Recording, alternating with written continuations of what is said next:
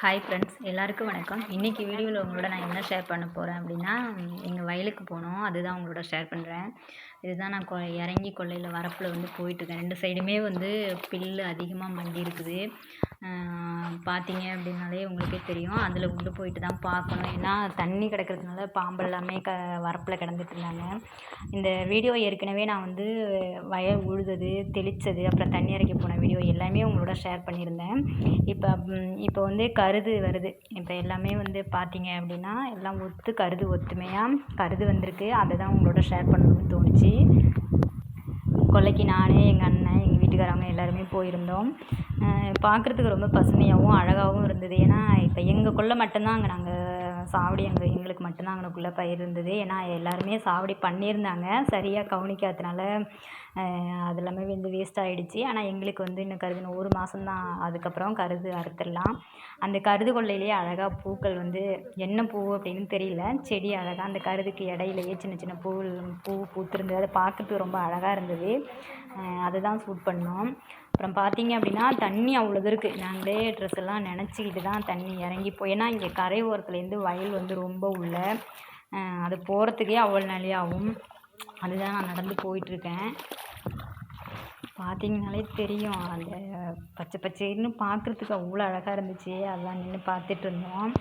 இது என்ன அப்படின்னா, இந்த கருதெல்லாம் வந்து ஒரு பறவை அந்த அங்கே அடையிறதுக்கு வந்து குருவியெல்லாம் அந்த பயிர் மேலே உட்காந்து பயிர் எல்லாமே அமுக்கி விட்டுறாங்க.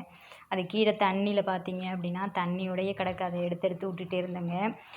அப்புறம் இப்போ என்னென்னா, கருது பழுத்தோடனே பறவைகள் எல்லாம் வந்து அந்த செரவின்னு சொல்லுவாங்க எங்கள் ஏரியா, அது வந்து உருவ ஆரம்பிக்கும் அப்படின்னு சொல்லுவாங்க. அது எல்லாமே இனிமேல் விரட்டணும். இந்த 1 மாதம் ஃபுல்லாகவே கொல்லைக்கும் வீட்டுக்குமா இருந்தால் மட்டும்தான் அந்த நெல்லை வந்து வீட்டுக்கு கொண்டு வர முடியும். பார்க்குறதுக்கு ரொம்ப அழகாக இருந்தது. நாங்கள் போய்ட்டு ரொம்ப நாளே அங்கேயே நின்று பார்த்துட்டு இருந்தோம் அதை. இந்த வீடியோ பார்க்குற எல்லாருமே நீங்களும் உங்கள் ஊரில் சாவடி பண்ணியிருக்கீங்களா, இந்த மாதிரி நெல் சாவடி அப்படின்னு என்னோட ஷேர் பண்ணுங்கள். ரொம்ப நாளாகிட்டு நான் வீடியோவே போடலை. ஏன்னா அதுக்கான டைமும் இல்லை. அது நான் சொல்லியிருந்தேன் ஏற்கனவே வீட்டில், என்னோடய அப்பாவுக்கு உடம்பு சரியில்லாததுனால நான் கொஞ்சம் வந்து அந்த விஷயமா நான் ஹாஸ்பிட்டல் அது மாதிரி போயிட்டுருக்கேன் அப்படின்னு சொல்லியிருந்தேன். அதனால தான் என்னால் முழுமையாக வந்து வீடியோ எடுத்து என்னால் ஷேர் பண்ண முடியல. நிறைய பேர் ஏன் வீடியோ போடலை அப்படின்னு கேட்டதுக்கான ரீசன் வந்து இதுதான்.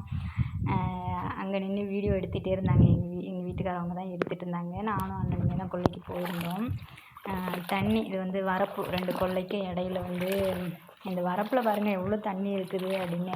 இது வந்து நண்டெல்லாமே இந்த கரையில் வந்து நண்டெல்லாமே ஓடிட்டு இருந்துச்சு. நான் அடுத்த வீடியோ டைம் கிடைக்கும்போது நான் நண்டு பிடிச்சி எடுக்கிற வீடியோ வந்து நான் அவங்களோட ஷேர் பண்ணுறேன்.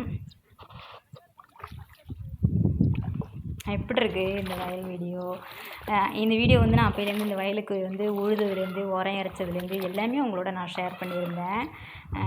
வயல் வந்து சின்ன பயிராக இருக்கும்போது நாங்கள் தண்ணி இறைக்கும்போது கூட நான் வீடியோ எடுத்து போட்டிருந்தேன்.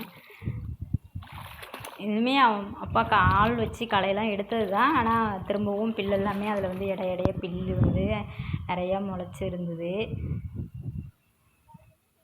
அங்கேருந்து வர்றதுக்கு எங்களுக்கு மனசில், ஏன்னா பார்க்குறதுக்கு பசுமையாகவும் ரொம்ப அழகாகவும் இருந்தது. அதனால் ரொம்ப நாளே அங்கே சுற்றி நாங்கள் பார்த்துட்டே நின்னோம்.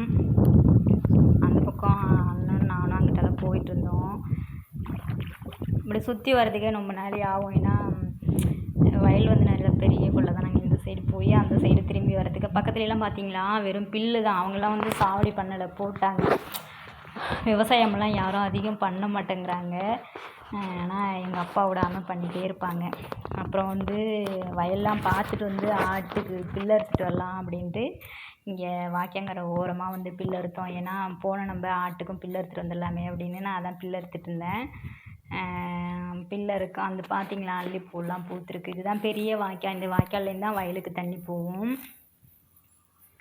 பார்க்கறதுக்கு அவ்வளோ அழகாக இருந்தது. அந்த அல்லிப்பூவெல்லாம் அழகாக பூத்துருந்தது. அந்த பக்கம் வந்து ரோடு, அந்த பக்கம் வந்து பைக்கில் போகலாம். ஆனால் பஸ் எல்லாம் போகாது. ஆனால் காரு அது மாதிரி போவாங்க. இந்த புல்லு இவ்வளோ அறுத்து வச்சுருக்கேன்.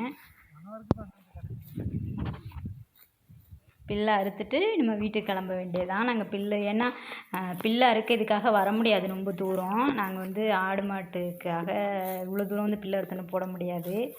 அதனால் வந்தப்போ அறுத்துட்டு போயிடலாமேன்னு